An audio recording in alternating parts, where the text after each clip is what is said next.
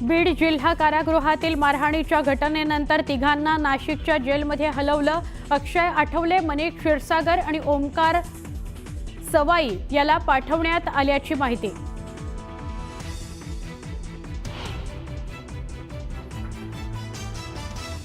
धाराशिवमधल्या कळंब शहरातील मनीषा बिडवे हत्या प्रकरणातील मुख्य आरोपीला अटक। रामेश्वर भोसलेला कळंब इथं पोलिसांनी केलं अटक।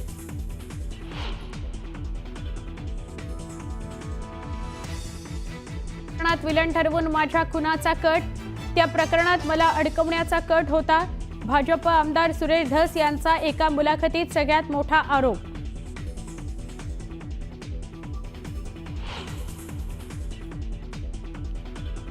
बीडच्या कारागृहात आकाकडे स्पेशल फोन तर कराडला स्पेशल ट्रीटमेंटही दिली जाते। सुरेश धस यांचा कराडवर आणखी एक आरोप।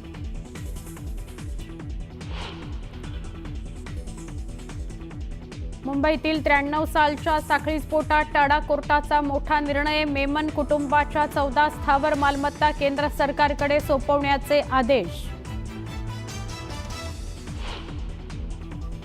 राज्यातल्या अनेक भागात अवकाळी पावसाची हजेरी। बीड, जालना, कराडसह अनेक ठिकाणी झालेल्या पावसानं गव्हासह अनेक पिकांचं मोठं नुकसान। उल्हासनगर पालिकेच्या आरोग्य विभागानं 18 डॉक्टरांना बोगस ठरवत दाखल केले गुन्हे। बोगस डॉक्टर असल्याचं म्हणत कारवाई, कागदपत्र न तपासता कारवाई करण्यात आल्यानं डॉक्टरांनी केला विरोध। नाशिकहून अयोध्येला जाणाऱ्या विमान सेवेला सुरुवात। 31 मार्च मध्यरात्रीपासून प्रमुख 35 शहरांकरता कनेक्टिंग विमान सेवा सुरू। नाशिककरांमध्ये आनंद। राज्य सरकारकडून रेडी रेकनरच्या दरात मोठी वाढ। मुंबई वगळता अन्य महापालिका क्षेत्रांमध्ये सरासरी 6% वाढ। घर खरेदी करणाऱ्यांना बसणार फटका।